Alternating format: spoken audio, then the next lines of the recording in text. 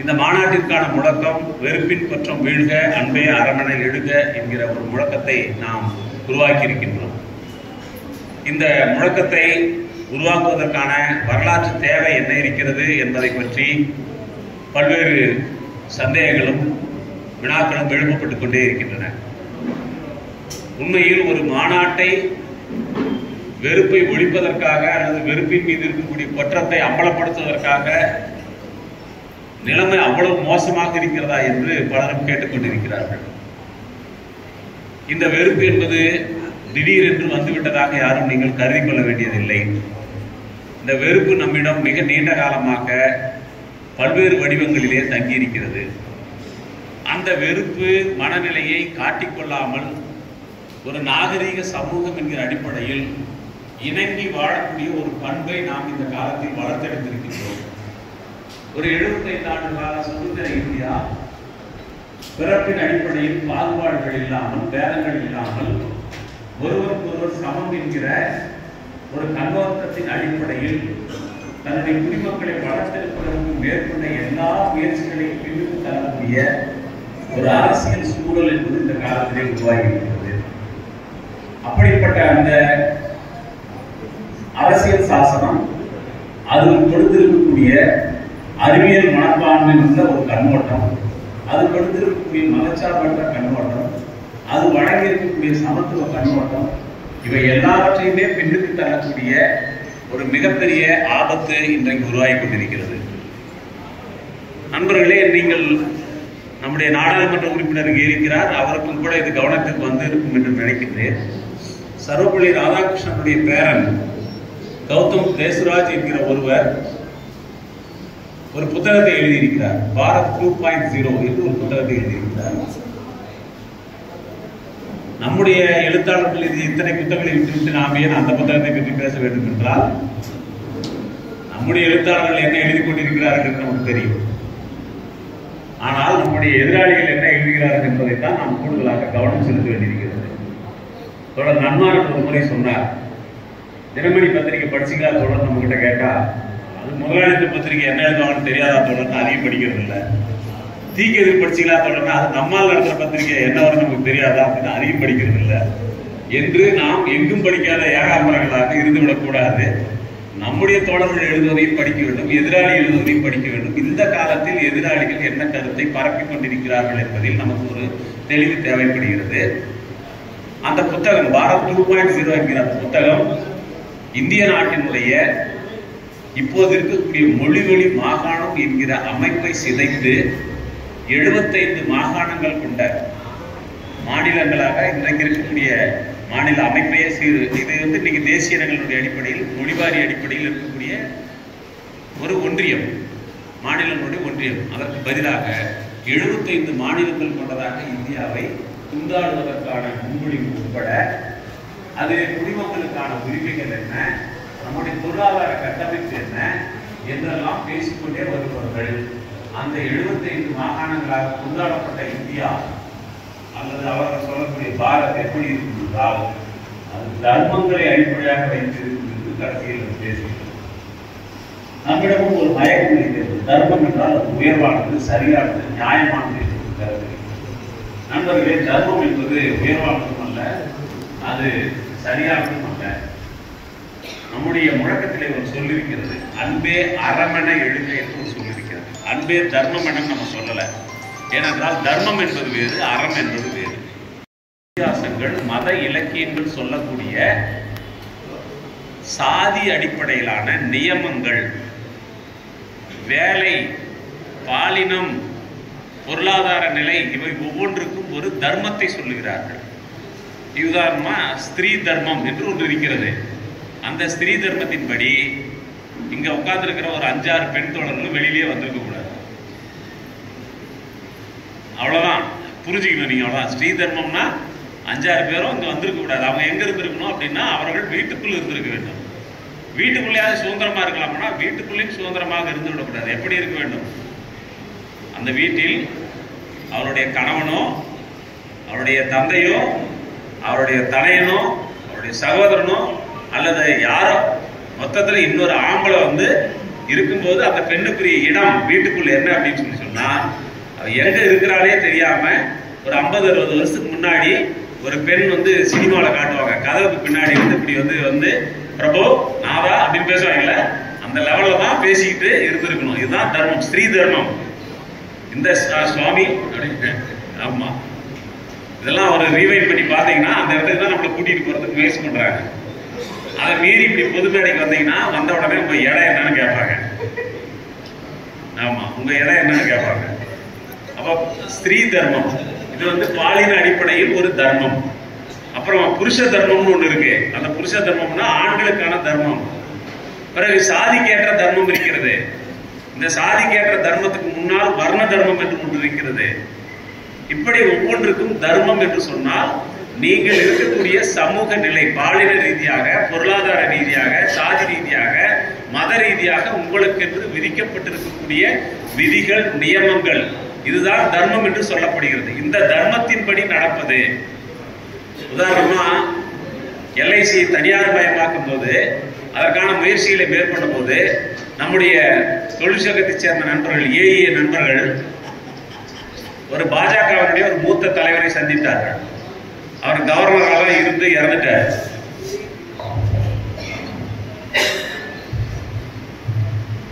அவர்கிட்ட போய் நம்ம தோழர்கள் சந்திச்சு LICயை தனியார் மயமாக்க கூடாது என்று கோரிக்கை வைத்தார்கள். அப்போது அவர் சொல்லியிருக்கிறார், நான் கையெழுத்திடுகிறேன், ஆனா உங்களுக்கு ஒரு தகவல் சொல்றேன், நாங்க ஏதோ பிரைவேட் முதலாளிக்கு தூக்கி இதெல்லாம் கொடுக்கணுங்கிற ஆசையில இருந்து கொடுக்கல, நாங்கள் தர்மத்தின்படி நடக்கிறோம். தொழிலை நடத்துவது, வணிகத்தை நடத்துவது சத்திரிய வேலை இல்லை. சத்திரியன் என்றால் அரசு. ஒரு அரசு என்பது தொழிற்சாலையை நடத்துவதோ அல்லது ஒரு வேறு வகையான வணிகத்தை நடத்துவதோ ஒரு சத்திரிய தர்மத்தின் வேலை இல்லை. சத்திரிய தர்மம் என்ன செய்ய வேண்டும் என்றால் அது நாட்டை ஆள வேண்டும், போர் புரிய வேண்டும், மக்களுக்கு எந்த விதமான வெளியார் தொல்லையும் இல்லாமல் பாதுகாக்க வேண்டும். இதுதான் சத்திரிய தர்மம். இந்த வேலையைத்தான் ஒரு அரசு செய்ய வேண்டும். ஒரு ராணுவத்தை நடத்த வேண்டும், பக்கத்தில் பாகிஸ்தான்காரர்கிட்ட சீனாக்கிட்டே வம்பு இழுக்க வேண்டும், அல்லது வம்பு இருப்பதாக அவர்கள் இருப்பதாக சொல்லி சண்டை புரிய வேண்டும். அப்புறம் அந்த சண்டையை வச்சு எலெக்ஷன்ல ஓட்டு கேட்க வேண்டும். இதுதான் சத்திரிய தர்மம். இந்த LIC நடத்துறது, துறைமுகத்தை நடத்துறது, பேங்கை நடத்துறது, டெலிபோன் எக்ஸ்சேஞ்ச் நடத்துறது, இதெல்லாம் எங்களுடைய வேலை இல்லை. இதெல்லாம் யாருடைய வேலை என்றால் இதெல்லாம் வைசிய தர்மத்துக்குரிய வேலை. அந்த வைசிய தர்மத்துக்குரியவர்களிடம் நாங்கள் இதையெல்லாம் ஒப்படைக்கிறோம் என்று சொன்னார்கள்.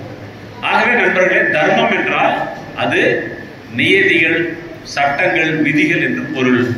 அந்த தர்மத்தின்படி இந்த பாரத் 2.0, இந்தியா 2.0 என்று சொல்லக்கூடிய ஒரு புதிய தேசத்தை பற்றிய கனவை அவர்கள் வைத்திருக்கிறார்கள். இப்ப உங்களுக்கு ஒரு சந்தேகம் வரலாம், யாரோ ஒருத்தர் ஒரு புத்தகத்தை எழுதுனதுனால இதெல்லாம் நடந்துடும் நீங்க நினைக்கிறீங்களா அப்படின்னு நீங்க கேட்கலாம். நண்பர்களே, எப்போதுமே வலதுசாரிகள் இப்படித்தான் நாம் நம்ப முடியாத ஒரு கருத்தை முதலில் ஒரு வதந்தியை போல் கிளப்புவார்கள், அல்லது அவர்களுக்கே தோன்றியதை போல சொல்வார்கள்.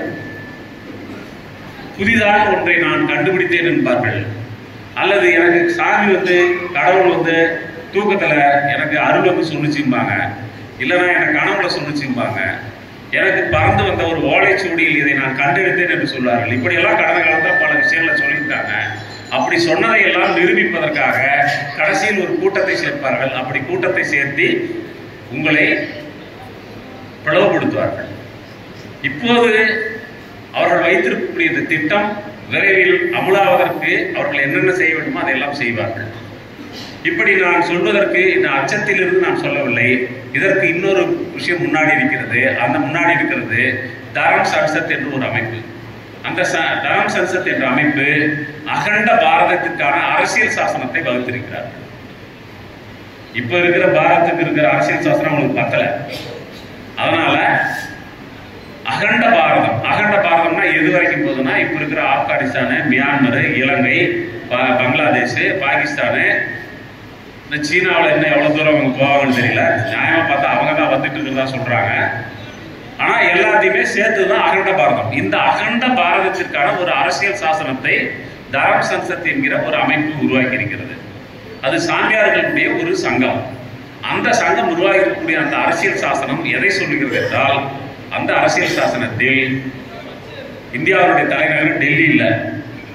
உங்களை எல்லாம் எம்பியா வச்சிருந்தாங்கன்னா நீங்க வாரணாசிக்கு தான் போக வேண்டியிருக்கும். வாரணாசி தான் இந்தியாவுடைய தலைநகரம் ஆகுது. மோடி பிரச்சனை அவர் தொகுதி அது. ஆனா எலெக்ஷன்லாம் நடத்துவாங்களான்னு தெரியல, அது எனக்கு தெரியல. அப்ப வாரணாசி தான் தலைநகரம். ஏனென்றால் இந்தியாவின் புனித தலைநகரம் வாரணாசி. ஆகவே தலைநகரத்தை வாரணாசிக்கு மாற்ற வேண்டும். இஸ்லாமியர்களும் கிறிஸ்தவர்களும் இருந்து கொள்ளலாம், ஆனால் அவர்கள் முழு குடியுரிமை பெற்றவர்களாக இருக்க முடியாது. இஸ்லாமியர்கள் கிறிஸ்தவர்களுடைய குழந்தைகள் எத்தனை என்கிற எண்ணிக்கைக்கு கட்டுப்பாடு விதித்துக் கொள்ள வேண்டும் என்றெல்லாம் அந்த அரசியல் சாசனம், அகண்ட பாரத்துக்கான அரசியல் சாசனத்தினுடைய முன்வரைவு வெளியிடப்பட்டிருக்கிறது. வெளியிட்டாங்க ஏற்கனவே. இப்ப அந்த அரசியல் சாசனம் வெளியிட்ட பிறகு, முன்வரைவு வெளியிட்ட பிறகு அதை செயல்படுத்துவதற்கான போராட்டத்தை நாங்கள் அறிவிக்க போகிறோம் என்று கொக்கரித்துக் கொண்டிருக்கிறார்கள். ஒரு பக்கம் அரசியல் சாசன வரைவு எழுதியிருக்கிறார்கள், இன்னொரு பக்கம் இந்தியாவை என்ன செய்ய வேண்டும் என்று வகுத்திருக்கிறார்கள். இதெல்லாம் ஒரு பக்கம் துண்டு துண்டாக நமக்கு தெரியும். ஆனால் இவர்கள் எல்லாம் ஒரே உடம்பிலிருந்து கிளம்பிய வெவ்வேறு நாக்குகள். ஒரே வாய்க்குள்ளது தான் எல்லாம் வருது. அந்த ஒரே உடம்பு அல்லது ஒரே வாய் என்பது RSS வாய். அந்த RSS வாய்க்குள்ளிருந்து இதெல்லாம் வெளியில வருது. அப்ப நீங்க இந்திய நாட்டினுடைய அரசியல் சாசனத்தின் மீது அவர்களுக்கு என்ன கடுப்பு என்றால், அது உருவான காலத்திலிருந்தே இந்திய நாட்டினுடைய அரசியல் சாசனம் மேட்டிமைத்தனமானது, மேற்கத்திய செல்வாக்கின் கீழ் இருக்கிறது, அது இந்திய தன்மையோடு இல்லை. ஆகவே அதை நிராகரிக்க வேண்டும். இந்தியாவின் அரசியல் சாசனமாக மனுஸ்மிருதியை தான் நாம் வைத்துக் கொள்ள வேண்டும் என்று RSS ஆர்கனைசேஷன் எழுதியது. அந்த கருத்திலிருந்து அவர்கள் ஒன்று இன்று வரை மாறவில்லை. அவர்களுக்கு இப்போதும் அந்த கருத்து தான் இருக்கிறது. அதை அமல்படுத்துவதற்கான வாய்ப்பு இல்லை. ஆகவே நேரடியாக மனுஸ்மிருதி என்று சொல்லாமல் மனுஸ்மிருதியில் சொல்லப்பட்டிருக்கின்ற பல்வேறு விஷயங்களை இன்றைக்கு வைத்திருக்கிறார்கள். அந்த மனுஸ்மிருதி அவருடைய உள்ளுரையாக இருந்து அவருடைய ஆழ் மனங்களை எவ்வாறு செலுத்திக் கொண்டிருக்கிறது என்றால், ஒட்டுமொத்த சமூகத்தையும் நாம் அவர்கள் என்று பாகுபடுத்துவதற்கு அது பழக்கி இருக்கிறது. இந்த நாம் அவர்கள் என்று சொன்னால் எழுத்து எடுப்பில் நமக்கு அடிப்படையில் பாலின ரீதியாக நாம் அவர்கள் என்று ஒரு பிரிவினை இருக்கிறது. இந்த நாம் அவர்கள் என்கிற பிரிவினையில் நாம் எந்த பக்கத்தில் நின்று பார்த்தாலும் அந்த அவர்கள் என்பவர்கள் யாருடைய கண்ணோட்டத்தில் இருந்து பார்க்கப்பட வேண்டும் என்று சொன்னால் சமத்துவ கண்ணோட்டத்தில் இருந்து பார்க்க சொல்லி அரசியல் சாசனம் சொல்லுகிறது. மனுஸ்மிருதியின் இடத்திலிருந்து பார்க்க சொல்லி இவர்கள் சொல்கிறார்கள். மனுஸ்மிருதியின் இடத்திலிருந்து பார்ப்பதற்கு தான் நமக்கு ரொம்ப சௌரியமா இருக்கு. யாருக்கு? ஆண்களுக்கு. ஆண்களுக்கு ரொம்ப சௌரியமான இடமா இருக்கு. நம்முடைய மாநில மாநாட்டினுடைய அறிக்கை வரவேற்க வரப்படும். அதிலே நீங்கள் நம்முடைய பிரதிநிதிகள் பார்க்கலாம். மாநாட்டுக்கு பிறகு மற்ற தோழர்களும் படிக்க வாய்ப்பு கிடைக்கும். அதில் நீங்க பார்த்தீங்கன்னா நம்முடைய குடும்ப அமைப்பு அதை பற்றி மிக விரிவாக எழுதப்பட்டிருக்கிறது. ஏனென்றால் வலதுசாரிகள் இந்த நாம் அவர்கள் என்று பிரிப்பதற்கு பின்னால் பண்பாட்டு தளத்தில் தான் நம்மை அவர்கள் வேட்டையாட வருகிறார்கள். அந்த பண்பாட்டு தளத்தில் மிக அடிப்படையான ஒரு சமூக கூறு, பேசிக் யூனிட் என்று சொல்வது எது என்று சொன்னால், இந்த பேசிக் யூனிட் என்பது நம்முடைய குடும்பம். இந்த குடும்பம் எப்படி இருக்கிறது என்று சொன்னால், இந்த குடும்பம் ஒரு ஜனநாயகமற்ற தன்மையில் இருக்கிறது. எப்படி ஜனநாயகமற்ற தன்மையில் இருக்கிறது? இந்த அரங்கமே சாட்சி. கிட்டத்தட்ட பாலபாறை தோழர் மட்டும் இந்த மேடையில் இது தமிழ்நாடு முற்போக்கு ஆண் எழுத்தாளர்கள் கலைஞர்கள் சங்கம் என்று சொல்லக்கூடிய அளவு தான் நம்ம சங்கம் இருக்கும். இங்க இருக்கக்கூடிய ஒரு 10 பெண் தோழர்கள் வரலன்னா இந்த அவையவே மொத்தமா அறிவிச்சிடலாம். அப்படிதான் இருக்கு. அப்படின்னா இது என்ன, நம்ம திட்டமிட்டு செஞ்சோம்னா, நம்ம திட்டமிட்டு செய்யல, டிஃபால்ட்டா செய்யலாம். திட்டமிட்டு செய்யல, நம்ம ரொம்ப இயல்பா இருக்கணும். நம்ம இப்போ ஒரு தோழர் கேளுங்களேன், ஏன் தோழர் பெண் தோழர்கள் கம்மியா இருக்கிறாங்கன்னு கேட்டீங்கன்னா, வந்தா தானே தோழர் அப்படின்னு. வந்தா தானே தோழர்னா நீங்க கூட்டிட்டு வர வேண்டியதான தோழர் அப்படின்னு நீங்க சொல்லி பாருங்க. அங்கதான் பிரச்சனை. நாம என்ன நினைக்கிறோம்னா, இந்த சங்கம், கட்சி, அரசியல், பொது வேலை, நாடாளுமன்றம், சட்டமன்றம் இதெல்லாம் நாங்க ஆம்பளைங்க இருக்கிற பாத்துக்கிறோமா, நீ நிம்மதியா சேஃபா வீட்டுக்குள்ள இரு, நீ எதுக்கு வெளியில வர, வெளியில வந்தீங்கன்னா கோயம்புத்தூர்ல என்ன நினைச்சு பார்த்தல அந்த பொண்ணுக்கு என்று எங்கோ நடந்த ஒன்றை எல்லா பெண்களுக்கும் பீதி விட்டுவதற்காக சொல்லி, ஏங்க உங்க வீட்டு பெண்களுக்கு இப்படி எல்லாம் ஆபத்து நீங்க எதிர்பார்க்கறீங்களா என்று பெண்களை பாதுகாப்பதாக சொல்லிக்கொண்டு எல்லா பெண்களையும் ஒடுக்கி வைக்கக்கூடிய ஒரு இடமாக எது இருக்குதுன்னா, உண்மையில சிறைக்கு யாரும் நீங்கள் போகவில்லை என்று கவலைப்படாதீர்கள். சிறை எப்படி இருக்கும் என்றால் நம்முடைய வீடு மாதிரி தான் இருக்கும். வீடு மாதிரி தான் இருக்கும். ஒரு சிறை கைதி எப்படி தனக்கு வரையறுக்கப்பட்ட இடத்துக்குள் எப்படி நடமாடுறதுக்கு விதிக்கப்பட்டிருக்கிறாரு, அப்படி சமையல் அறைக்கும் படுக்கை அறைக்கும் துணி துவைக்கிற இடத்துக்கும் பாத்திரங்கள் ஒரு இடத்துக்குமாக நடமாடுவதற்கு விதிக்கப்பட்டவர் தான் நம்முடைய குடும்பத்தில் இருக்கக்கூடிய பெண். இது ஒரு சிறையில ஒரு கைதிக்கு எவ்வளவு இருக்குது அவ்வளவுதான். ஆனா இத ஒரு கைதி தனக்கு ஏதோ ஒரு நியாயம் இல்லைன்னு நினைக்கிறதுக்கு ஒரு சுதந்திரம் இருக்கு. ஆனா பெண் அந்த சுதந்திரம் கூட கிடையாது. ஏன்னா பெண் இதெல்லாம் நம்ம குடும்பத்துக்காக நான் செய்யாம யார் செய்யறது நம்ம பெண்களே வலிந்து சொல்லக்கூடிய ஒரு தாங்களே இயல்பாக இதற்கெல்லாம் ஒரு அக்செப்டன்ஸ் கொடுக்கக்கூடிய ஒரு இடத்திற்கு பெண்கள் தயார்படுத்தப்பட்டிருக்கிறார்கள். ஆகவே நாம் அவர்கள் என்கிற ஒரு விஷயத்தில் நம்முடைய குடும்பம் நாம் அவர்கள் என்பது திட்டவட்டமாக பாலின அடிப்படையில் இருக்கிறது. பிறகு நம்முடைய குடும்பம் இன்னொன்றை சொல்லிக் கொடுக்கிறது, இந்த வீட்டுக்குள்ள யார் வரணும், இந்த வீட்டுக்குள்ள யார் வரக்கூடாது, ஒருத்தர் வந்தா எந்த இடத்துல வச்சு அவங்கள பேசி அனுப்பணும், நீங்க தண்ணி குடிக்கிற அதே சொம்புல டம்ளர்ல இன்னொருத்தருக்கு தண்ணி கொடுக்கலாமா வேணாவா, அவரை எந்த இடத்துல உட்கார வைக்கலாம், வீட்டுல ரிசப்ஷன் ரூம்ல உட்கார வைக்கலாமா, லிவிங் ரூம்ல, அந்த மாதிரிலாம் எங்க வீட்டுல இல்லைங்க, தனித்தனியெல்லாம் கிடையாது, எங்களுக்கு 19 ஒரு ஹால் இருக்குது, ஒரு கிச்சன் இருக்குது, ஒரு இவ்வளவுதாங்க அப்படின்னா கூட எந்த இடத்துல உட்கார வைக்கிறது இல்ல. நீங்க உங்களுக்கு வீடுன்ற ஒரு ஏற்பாடே கிடையாது. நம்ம எலெக்ஷன் கமிஷன் சொல்ற மாதிரி வீடு இல்லாத நாட்டில் நிறைய பேர் இருக்கிறார்கள் அப்படின்னு சொல்ற மாதிரி நமக்கு வீடே இல்லை, ஒரு மரத்தடியில் தான் வசிக்கிறனாங்க. அந்த மரத்தடியில் இருக்கிற உங்களுக்கு அவங்க கையில இருக்கிற ஒரு நசுங்கி போன பித்தளை சொம்புல தண்ணி கொடுக்கலாமா வானாமான்றத முடிவெடுக்கிறது அந்த குடும்பம் தான் சொல்லிக் கொடுக்கும். உங்களுக்கு ஒரு மாணவன் ஒரு குழந்தை தன்னோடு விளையாடக்கூடிய சக குழந்தையை உங்கள் வீட்டுக்கு அழைத்து வந்தால் அந்த குழந்தையை வீட்டுக்குள்ள எவ்வளவு தூரம் அனுமதிப்பது, எவ்வாறு அனுமதிப்பது, எவ்வாறு அந்த குழந்தையை நடத்துவது என்பதை நம்முடைய குடும்பம் தான் சொல்லிக் கொடுக்கிறது. நாம் அவர்கள் என்று பாலின ரீதியாக ஆண்களை தனியாகவும் பெண்களை தனியாகவும் எப்படி பகுத்து பார்க்கிறோமோ அதை போலவே நாம் சாதி ரீதியாக நம்முடைய குழந்தைகளை வளர்ப்பதற்கு பயிற்றுவிக்கும் இடமாக நம்முடைய குடும்பம் இருக்கிறது. மத ரீதியாக நம்முடைய குடும்பங்களில் ஒரு பயிற்சி நடக்கிறது. வாழ்க்கையில் ஒரே ஒரு முறை கூட ஒரு இஸ்லாமியரையோ கிறிஸ்தவரையோ சந்திக்காத ஒருவர் கூட அவர்களை பற்றி தவறான பல முன்முடிவுகளை வைத்திருக்கிறார் மனதுக்குள். ஒரு ஆய்வு சொல்லுகிறது, ஒரே ஒரு இஸ்லாமியரை கூட இதுவரைக்கும் சந்திக்காத ஒருவர் இஸ்லாமியர்களை பற்றி 40 வகையான தவறான முன்முடிவுகளை தன்னுடைய மனதிலே கொண்டிருக்கிறார் என்று சொல்கிறார். இந்த தவறான கருத்துக்கள் என்ன அப்படின்னு சொல்லி சொன்னா, இஸ்லாமியர்கள் எது செஞ்சாலும் ஏடி போட்டியா செய்வாங்க, நாம உருவத்தை கும்பிட்டா அவங்க உருவம் இல்லாம கும்பிடுவாங்க, அவங்க நிறைய குழந்தை கத்துவாங்க, வீட்டை சுத்தபத்தமா வச்சுக்க மாட்டாங்க என்று அவர்களை பற்றி நெருங்கி பழகாமல் பார்த்து அறியாமலேயே யாரோ கிளப்பி விட்ட வதந்திகளை உண்மை போல நாம் நம்பிக்கொண்டிருக்கிறோம். அப்ப இந்த நாம் அவர்கள் என்பது ஒவ்வொன்றை பற்றியும் ஒரு வெறுப்பை அங்கு உருவாக்கி கொண்டே இருக்கிறார்கள். ஏன் இந்த வெறுப்பு வருதுன்னா, நாம் அவர்கள் என்ற சமூகத்தை பிரிக்க வேண்டும் என்றால் நாம் என்ப ஒரு எண்ணிக்கையை, ஒரு குழுவை வலுப்படுத்த வேண்டும்.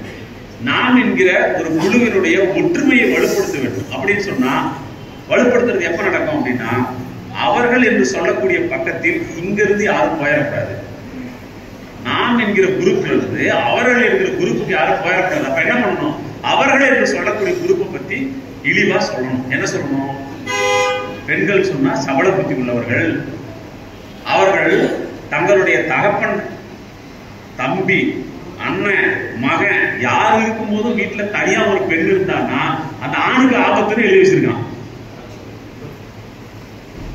இப்படி நான் மேடையில சொன்னா என்ன எதெல்லாம் அடிப்பீங்க, விளக்கு மாத்தால வெளுத்தெடுத்துட மாட்டீங்க. ஆனா இப்படி எழுதி வைத்திருக்கக்கூடிய ஒன்றை தான் இந்தியாவுடைய அரசியல் சாசனமாக கொண்டு வர வேண்டும் என்று பேசிக் கொண்டிருக்கிறார்.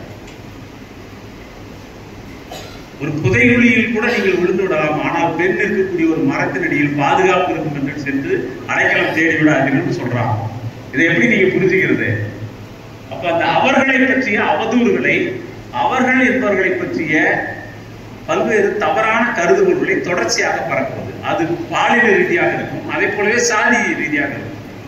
நீங்க உத்தவரத்துல தோழர் பிரகாஷ்காரன் அந்த செவத்தை இடிக்கிறதுக்கு வந்தாங்கல்ல மார்க்சிஸ்ட் பார்ட்டி சார்பா, அந்த செவத்தை நீங்க கற்பனை பண்ணி பாருங்க. 12 அடி உயரத்துக்கு அந்த செவரு இருக்கு. எதுக்கு அந்த செவரு 12 அடி உயரத்தை கட்டிருக்கிறான் அப்படின்னு கேட்டா அவன் சொல்றான், அவனுடைய மூச்சு காத்து கூட எங்க மேல பற்றக்கூடாது.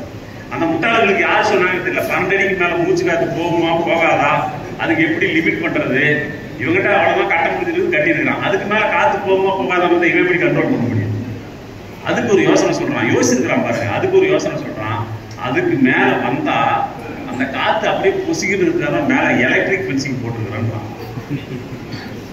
மேல எலக்ட்ரிக் 12 அடி சுவரை கட்டி அதுக்கு மேல எலக்ட்ரிக் ஃபென்சிங். அப்ப என்னன்னா அவனுடைய மூச்சு காத்து என் மேல பட்டா கூட நான் தீட்டாயிருவேன். அப்படின்னா உனக்கு இம்யூனிட்டி பவர் கம்மி தம்பி, போய் நல்ல டாக்டரை பாருன்னு தான் நம்ம சொல்லணும். நம்ம அப்படி சொல்றது இல்லை. பெண்கள் விஷயத்திலே அதே தானே. ஐயப்பன் கோயிலுக்கு போனா பெண்கள் போனாங்கன்னா ஐயப்பன் தீட்டாயிருவாருன்னா அப்ப ஐயப்பனோட நம்ம பெண்கள் தான் ரொம்ப வலுவா இருக்காங்கன்னு அர்த்தம் இல்லையா? இப்ப நம்ம பெண்களை தான் கும்பிடணும். ஐயப்பனையும் கும்பிடலாம், தப்பு இல்லை. ஆனா ஐயப்பனையே தீட்டாகிற பவர் நம்ம கிட்ட இருக்குன்னா அப்ப யாரை கும்பிடணும்? நம்ம பெண்களை தானே கும்பிடணும். அதே மாதிரிதான் சாதியில 12 அடி உயர ஃபென்சிங்க்கு மேல எலக்ட்ரிக் ஃபென்சிங் போட்டு அந்த காத்து என் பக்கம் வந்தா தீட்டாயிரும்னு ஒருத்தன் நம்புறான் அப்படின்னா நீங்க என்ன சொல்லுவீங்க? அந்த அவர்களை பற்றிய தவறான கருதுகோள்கள். இப்ப நீங்க எல்லாம் உட்காந்துருக்கீங்க, நல்லா கற்பனை பண்ணி பாருங்க. நீங்க உட்காந்துருக்கிறவங்க எல்லாருமே கழுத்துல இவ்வளவு ஒரு கலையத்தை கட்டிட்டு உட்காந்துருந்தா எப்படி இருக்குன்னு நினைச்சு பாருங்க. கழுத்துல ஒரு கலையத்தை கட்டிட்டு உட்காந்துருக்கீங்க. எதுக்கு? உங்களுடைய எச்சில் கீழே பட்டா இந்த மண்டபம் தீட்டாயிரும் அப்படின்னு இந்த மண்டபம் சொன்னா நீங்க இந்த மண்டபத்துக்கு வருவீங்களா? அல்லது ஒரு இடத்துல நடமாட்டுவீங்களா? உங்க கழுத்துல ஒரு கலையத்தை கட்டிக்கிட்டு தான் நீங்க நடக்கணும்னு இருந்திருக்கு. நீங்க வரும்போது நீங்க நடக்கிற தெரு உங்களால தீட்டுப்பட்டு உங்க காலடி பட்டுட்டு நீங்க வரும்போதே இடுப்புல ஒரு தொடப்பத்தை கட்டிக்கிட்டு வந்தா எப்படி இருக்குன்னு கற்பனை பண்ணி பாருங்க. ஒரு தொடப்பத்தை இடுப்புல கட்டிக்கிட்டு வரும்னு சொன்னா அது எப்படி இருக்கும்னு. ஆனா கட்டிக்கிட்டு இருந்திருக்காங்க. ஏன் அப்படின்னா அவன் காலடி பட்டாவே தீட்டாயிரும். அப்போ இந்த தீட்டு என்கிற கோட்பாடு பெண்களுக்கு கடைபிடிக்கப்படுகிறது. அதே போலவே சாதியின் அடிப்படையில் கடைபிடிக்கப்படுகிறது. இந்த தீட்டு ஒவ்வொரு கட்டத்திலும் நம்முடைய வாழ்க்கையில் மிகப்பெரிய பங்கை வைக்கிறது. இந்த தீட்டுக்கு பின்னால் தான் வெறுப்பு என்கிற கருத்தாக்கம் வளரும். பாப்பாப்பட்டி, கீரிப்பட்டி, கொட்டக்காட்சியர்கள் அந்த பகுதியில் தேர்தல் 4 கிராமங்களுக்கு நம்ம தாமிய காசா ஒரு பிரச்சார பயணம் நடத்தணும். தோழர்களுக்கு, நினைவுக்கு மூத்த தோழர்களுக்கு அந்த பிரச்சார பயணம் போனப்ப ஒரு கிராமத்துக்கு நாங்க போய் கேட்கிறோம். அப்போ ஒரு அம்மா சொல்லுது, தவறு ஒச்சாயி காட்டிட்டா, நேற்று நைட்டு எங்க வீட்டுக்கு தேல் வந்துருச்சு. என்ன? நேற்று நைட்டு வீட்டுக்கு தேல் வந்துருச்சு. எதனால அப்படின்னு கேட்டா அந்த அம்மா சொல்லுது, அந்த அம்மாவுக்கு வந்து நம்பிக்கை இருந்து சொல்லுது, கண்டவெல்லாம் நேற்று எங்க தெருவுக்குள்ள வந்தான், ஒச்சாய்க்கு ஒத்துக்கல, தேல் அனுப்பி சிக்னல் காட்டிட்டா. பாருங்க, கடவுள் வந்து நமக்கு தான் டவர் கிடைக்க மாட்டேங்குது. அந்த அம்மாவுக்கு, பாப்பாப்பட்டியில் இருக்கிற அம்மாவுக்கு கடவுள்கிட்ட நேரடியாக டவர் கிடைச்சி கண்டவெல்லாம் உங்க தெருவுக்கு வந்திருக்கிறான், அது செருப்பு போட்டுட்டு வந்திருக்கிறான். கண்டமா சொல்லுது, கண்டவெல்லாம் செருப்பு போட்டுட்டு எங்க தெருவுக்கு வந்தா, எங்க கோயில் பக்கம் வந்தா ஒச்சாய் ஒத்துக்குவாளா? ஒச்சாய் வந்து கரெக்டா சொல்லிட்டா. எப்படி? நேரட்டா உங்ககிட்ட சொல்லல. கடவுள் வந்து ஒச்சாய் கடவுள் தேலுக்கு சொல்லி, தேல் வந்து இவங்க வீட்டுக்கு வந்து இந்த மாதிரி கண்டவங்கெல்லாம் உங்க தெருவில் வரதை எப்படி அலோவ் பண்றாங்கன்னு கேட்கறாங்க. யார் வழியா? தேல் வழியா. இன்னைக்கும் வந்து நம்ம கிட்ட ஒரு வழக்கம் இருக்குது. கிராமங்கள்ல மாதவிலக்கு அடைந்த பெண்கள் வீட்டுக்குள்ள வந்தாங்கன்னா தீட்டுன்னு ஒண்ணு இருக்கா? வீட்டுக்குள்ள பாம்பு, பூராம், தேல் இதெல்லாம் வந்தா, யாரோ தீட்டான பொண்ணு வீட்டுக்குள்ள வந்துட்டா அதெல்லாம் வந்து சாந்தி இண்டிகேட் பண்ணுறதுன்னு சொல்றோமா? அப்ப இந்த தீட்டு என்பது புனிதம் என்ற ஒன்றோடு சம்பந்தப்பட்டது. இந்த புனிதம் என்பது வெறுப்பின் அடிப்படையில் எவ்வளவு தூரம் இன்னொரு அவர்கள் என்று சொல்லக்கூடியவர்களை வெறுக்கிறீர்களோ அதை பொறுத்து நடக்க முடியும். இது எல்லாவற்றையுமே நமக்கு பயிற்சிக்கக்கூடிய இடமாக குடும்பம் என்பது இருக்கிறது.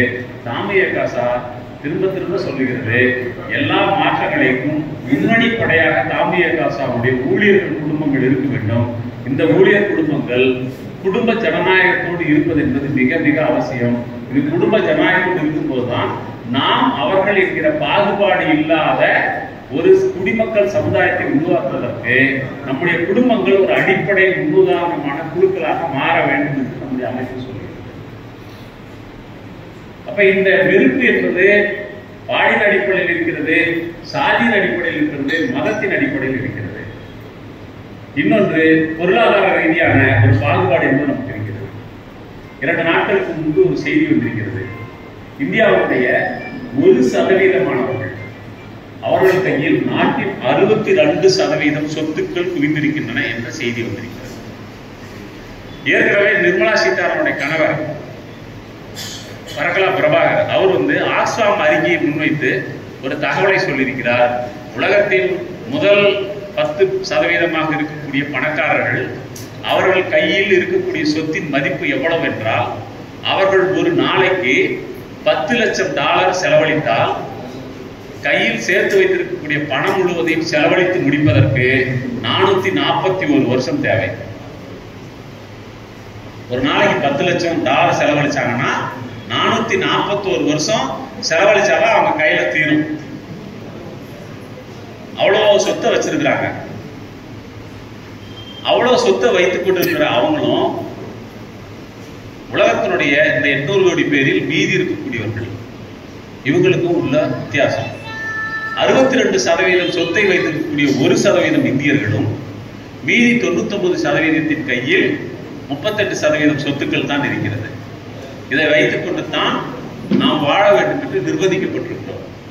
அப்ப இந்த சமத்துவமற்ற ஒரு பொருளாதார நீதி என்பது கிடைக்காத ஒரு சமூகத்தில் இங்கு உழைக்கும் மக்களை பற்றி என்ன பார்வை இருக்கும்? தொழிலாளர்களை பற்றி என்ன நினைப்பார்கள்? தொழிலாளர்களுடைய உரிமைகளை பற்றி என்ன நினைப்பார்கள்? இங்க அரசு ஊழியர்கள் பல பேர் இருக்கலாம், இவங்கெல்லாம் ஓல்டு பென்ஷன் ஸ்கீம் வந்துடாதா அப்படின்னு நினைச்சுக்கிட்டு இருக்கலாம். அல்லது திமுக அரசாங்கம் போன தடவை எலெக்ஷன்ல வந்து சொன்னாங்களே மாதம் எலக்ட்ரிக் பில்லு வந்து கால்குலேஷன் அசஸ்மெண்ட் போடுவோம், 2 மாசத்துக்கு ஒரு தடவை கட்டும் போது தான் பேர்டனா இருக்குது அப்படின்னு சொன்னாங்களே, அதை செஞ்சிட மாட்டாங்களா என்று நமக்கு பொருளாதாரம் சார்ந்து பல கோரிக்கைகள் இருக்கலாம். அந்த கோரிக்கைகள் எல்லாம் நிறைவேற்றக்கூடிய இடத்தில் அரசாங்கங்கள் இல்லை. ஏனென்றால் அரசாங்கங்களை பொறுத்தவரையிலும் அந்த 1% கையில் இருக்கக்கூடிய 62%-ஐ 72%-ஆக 82%-ஆக மாற்றுவதற்குத்தான் உழைத்துக் கொண்டிருக்கிறார்கள் ஒழிய மக்களின் கையில் அதிகாரத்தை கொடுப்பதற்கோ ஒரு நியாயமான முறையில் பொருளாதார வளங்களை பகிர்ந்தளிப்பதற்கோ அவர்கள் தயாராக இல்லை. அதனாலதான் நீங்க வந்து ஒரு சாம்சங் போராட்டம் ஒடுக்கப்படுவதற்கு காரணம் என்ன? அதுதான். ஒரு தூய்மை பணியாளர்களுடைய போராட்டம் ஒடுக்கப்படுவதற்கு பின்னணியில் இருப்பதும் அதுதான். நீங்க எல்லாமே ஒரு நாட்டினுடைய பொருளாதார நிலையோடு சம்பந்தப்பட்டதாக இருக்கிறது. அதுக்குள்ள இருந்துதான் நாம் பார்க்க வேண்டியிருக்கிறது. இப்ப தோழர்களே, நம்முடைய மாநாட்டில் இந்த வெறுப்பின் குற்றம் வீழ்து அப்படிங்கிற முழக்கத்தை உருவாக்கும் போது வெறுமனே இந்த வெறுப்பு என்பது ஏதோ பாஜக அரசு 11 வருஷத்துக்கு முன்னாடி ஆட்சிக்கு வந்த பின்னாடி தான் உருவாகி வளர்ந்த ஒன்று என்று நாம் பூதாகரப்படுத்தி புரிந்து கொள்ள வேண்டியதில்லை. ஏற்கனவே நம்முடைய மனங்களில் அவர்கள் என்று யார் மீதும் ஒவ்வொரு கட்டத்திலும் நாம் ஒரு வெறுப்பை வளர்த்து வைத்திருக்கிறோம். இந்த வெறுப்பினுடைய ஒரு பிரதிநிதியாகத்தான் RSS BJP வளர்ந்திருக்கிறது. அவர்கள் வெறுப்பினுடைய இந்திய சமூகத்தினுடைய பின்தங்கிய மனநிலையை, பிற்போக்கு குணாம்சங்களை எல்லாம் தங்களுக்கு ஆதரவானதாக திரட்டிக் கொள்ளக்கூடிய ஒரு இடத்தில் இருந்துதான் ஒரு அரசியல் இயக்கமாக அவர்கள் உருவாகி இருக்கிறார்கள். அப்ப இதை பற்றி நாம் பேசுகிற போது நம்முடைய மாநாடுகளில் அடிப்படையில் நாம் சமூகத்தை நாம் அவர்கள் என்று மதத்தின் அடிப்படையில் பிரிக்கப்படுவதை எதிர்க்க வேண்டும். இந்த நாட்டினுடைய அரசியல் சாசனம் முன்வைக்கக்கூடிய மதச்சார்பின்மை என்கிற கோட்பாட்டை உயர்த்தி பிடிக்க வேண்டும். பிறப்பின் அடிப்படையில் வேதங்கள் பார்க்காமல் அனைவருக்கும் சமம் என்று சொல்லக்கூடிய அரசியல் சட்டத்தின் மாண்புகளை நாம் ஒவ்வொரு தனி மனிதரிடத்திலும் சமூக குழுக்களிடமும் பதிய வைக்க வேண்டும். அதே நேரத்தில் ஒரு நாட்டினுடைய குடிமக்கள் என்கிற அடிப்படையில் நம்மிடம் இருக்கக்கூடிய வெறுப்புணர்வின் அனைத்து சாயல்களையும் நாம் முற்று முழுக்க களைவதற்கான போராட்டத்தை நமக்குள் நடக்க வேண்டும். எப்பவுமே நமக்கு சௌரியமானது என்னன்னா, எதிரின்னு ஒருத்தனை வெளியில் வச்சு பேசுறது ஈஸி. எதிரின்னு நம்மளையே அடையாளம் கண்டு தினம் காலையில கண்ணாடி முன்னாடி இருந்து சாரி பிப்பி ஏன்னா இப்படி ஆதரவா இருக்கிறேன்னு கேட்கறது கொஞ்சம் கஷ்டம். நம்முடைய அமைப்பு விமர்சனத்தையும் சுயமனத்தையும் அடிப்படையாக கொண்டு இயக்கக்கூடிய அமைப்பு. ஆகவே நம்முடைய அமைப்பு சொல்லுகிறது, நாம் நம்மிடம் இருக்கக்கூடிய வெறுப்புணர்வையும் கலைந்து கொள்ள வேண்டும். அந்த நாம் அவர்கள் என்று சமூகத்தை பாகுபடுத்துவதை ஒருபோதும் நம்ம அனுமதிக்க கூடாது. ஏதாவது ஒரு தரப்பில் நாம் என்று போய் நாம் ஒரு கட்சியாக மாறிவிடக் கூடாது என்று நம்முடைய அமைப்பு விரும்புகிறது. நாம யாருக்கும் ஒரு சார்பற்றவர்கள் என்று நம்ம முத்திரை நம்ம வந்துடக்கூடாது. என்னதான் இருந்தாலும் பெண் அப்படின்னு சொல்றதோ, என்னதான் இருந்தாலும் அந்த சாதின்னு சொல்றதோ, 1000 தான் இருந்தாலும் அவர் அந்த மதம் என்று சொல்றதோ, இப்படி பாகுபடுத்தி நாம் அவர்கள் என்று சமூகத்தில் இருக்கக்கூடிய விஷயத்தை நாம் பிரதிபலிக்கக்கூடியவர்களாகவோ திரும்ப எடுத்து சொல்லக்கூடியவர்களாகவோ அல்லது கடைபிடிப்பவர்களாக நாம் இருந்துவிடக் கூடாது. நாம் ஒரு முன்மாதிரியான பண்பாட்டு ஊழியர்களாக இருக்க வேண்டும். பண்பாட்டு ஊழியர்கள் என்று சொல்கிற போது பண்பாடு நேரடியாக வெளிப்படுவதில்லை. நம்முடைய உடை, உணவு, இருப்பிடம், நம்பிக்கைகள், தெய்வங்கள், வழிபாட்டு முறைகள், நாம் கொண்டாடக்கூடிய பண்டிகைகள் அனைத்தின் வழியாகவும் அது பண்பாடு தன்னை வெளிப்படுத்திக் கொள்ளும்.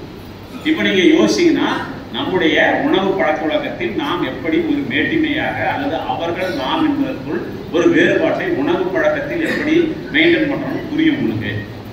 நாம் வசிக்கக்கூடிய இடம் சாதாரணமாக வந்து ஊர் சேரி என்று இருக்கிறது. இந்த ஊர் சேரி என்று இருக்கிற போது இந்த ஊரை பற்றி ஒரு பார்வையும் சேரியை பற்றி ஒரு பார்வையும் இன்னும் பரவலாக இருக்கிறது. சேரி என்றால் ஸ்லம் என்று புரிந்து கொள்ளாதீர்கள், குடிசை பகுதி என்று புரிந்து கொள்ளாதீர்கள். அது திட்டவட்டமாக நம்முடைய தமிழ் இலக்கியத்தில் சேர்ந்து வாழும் இடம் என்று குறிப்பதற்காக உருவான ஒரு சொல்.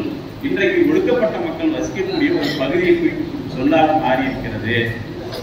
அந்த பகுதியிலிருந்து வரக்கூடிய குரல்களை செவிமடுப்பதோ அந்த பகுதியினுடைய நினைவேக்கங்களை பகிர்ந்து கொள்வதோ ஒருபோதும் பொது சமூகத்தின் புத்தியில் இல்லாமல் இருக்கிறது. அப்ப இந்த வாழிடம் சார்ந்து நீங்கள் யார் என்ற அடையாளம் உங்கள் மீது சுமத்தப்பட்டிருக்கிறது. நீங்கள் கடைபிடிக்கக்கூடிய நம்பிக்கைகள், வாழ்க்கை வட்ட சடங்குகள், பிறப்பில், இறப்பில், ருதுவடைவது, இது எல்லாத்துலயும் சடங்கு இருக்கு. இந்த சடங்குகளை எல்லாம் நீங்கள் எப்படி கடைபிடிக்கிறீர்கள் என்பது உங்களை காட்டிக் கொடுக்கக்கூடிய ஒரு விஷயம். நம்மால வந்து வீடு கட்டுவாரு, அந்த வீடு கட்டும் போது பல சாதிகள், பலப்பட்ட சாதிகள் வந்து அந்த வீட்டை கட்டி கொடுத்துருக்கோம். பலப்பட்டறை சாதிகள் சேர்ந்து கட்டி கொடுத்ததனால் அந்த வீடு தீட்டாகிவிட்டது என்று கட்டி முடித்த பின்னாடி எனக்கு தோணும்.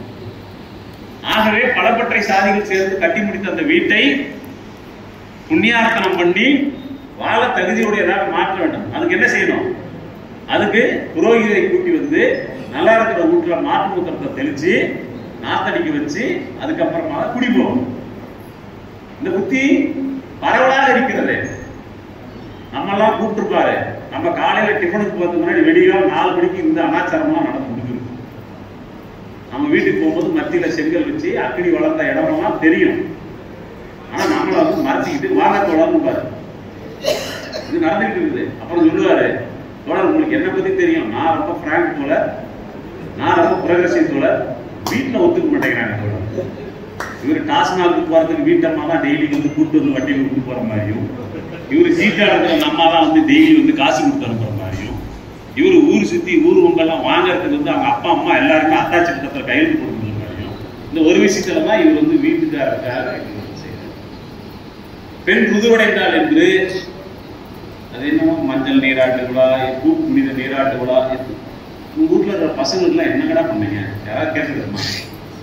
உங்க பசங்க தானே வளர்க்குறாங்க, அவங்களுக்குலாம் என்னதான் பண்ணீங்க? என்னைக்கா நம்ம கேட்டுக்கிறோமா? ஏன் பெண்ணுக்கு மட்டும் இதை பண்ணணும்னு நினைக்கிறோம் அப்படின்னா, பெண் ருதுவடைவதை தீட்டு என்று பார்க்கக்கூடிய ஒரு கண்ணோட்டம் நமக்கு இருக்குது. அப்ப அந்த தீட்டை எப்படி கிடைக்கிறது அப்படின்னா, மறுபடியும் ஒரு புரோகிதரை கூட்டு வந்து புண்ணியம், அவர் தான் புண்ணியத்தோட மொத்த குடல்.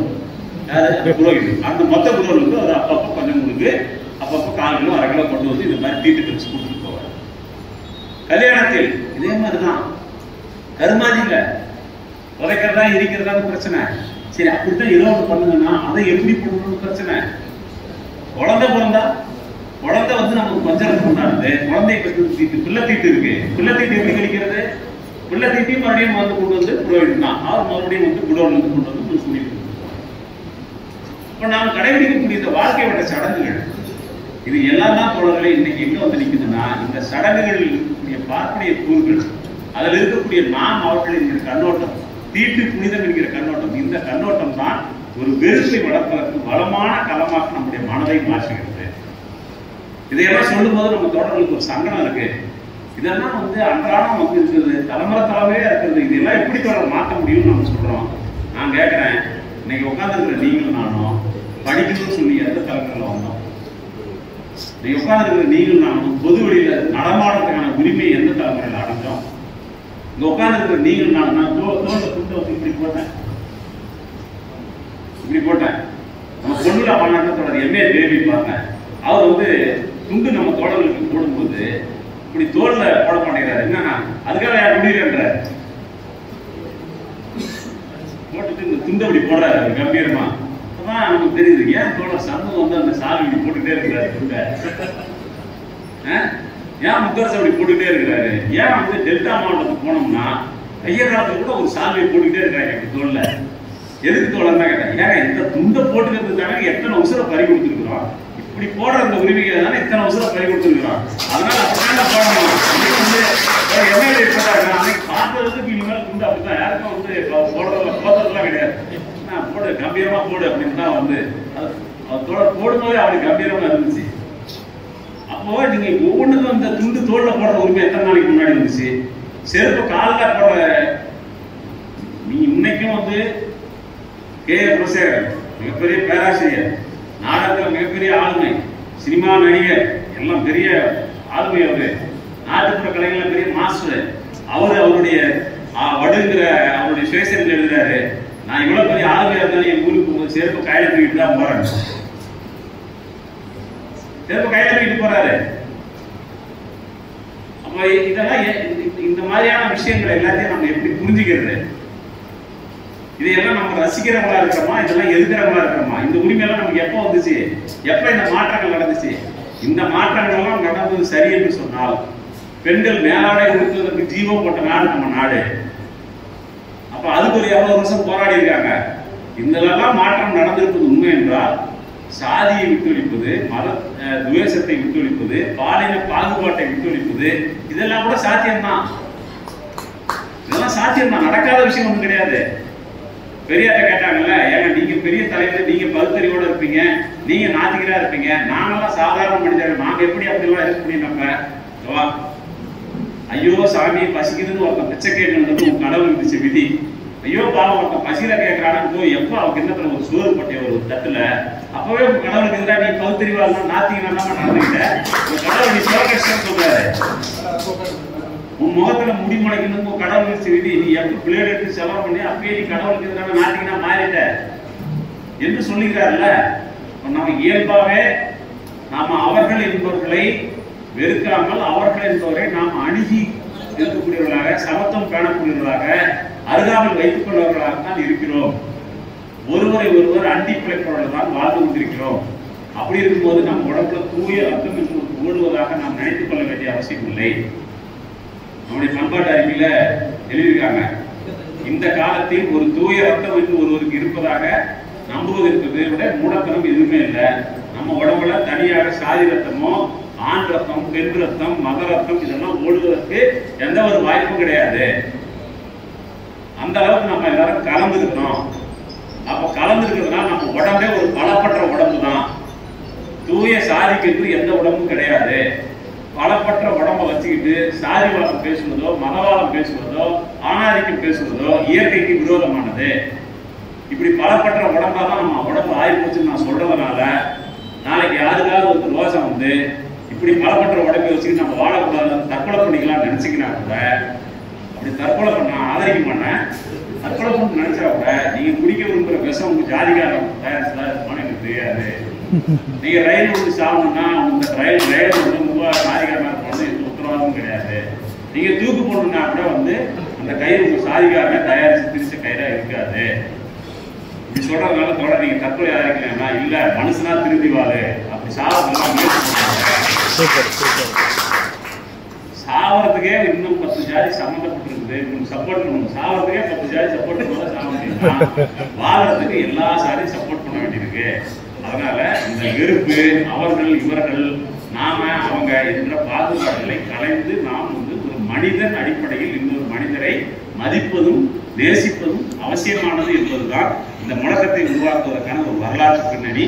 இந்த வெறுப்பை விசிறி வளர்ப்பதற்காக ஒரு அரசு அதிகாரமே செயல்படுவது நம்மை போன்ற தமிழ் மக்களுடைய மனசாட்சியாக இருக்கக்கூடிய ஒரு கலை இலக்கிய பண்பாட்டு அமைப்பு இந்த கருத்துக்களை எல்லாம் பேசுவதற்கான ஒரு வாய்ப்பாகத்தான் மாநாடும் இந்த கருத்தரங்கமும் நடைபெறுகிறது. இதில் பங்கேற்ற உங்கள் அனைவருக்கும் என்னுடைய வாழ்த்துக்களை சொல்லி நிறைவு செய்கிறேன்.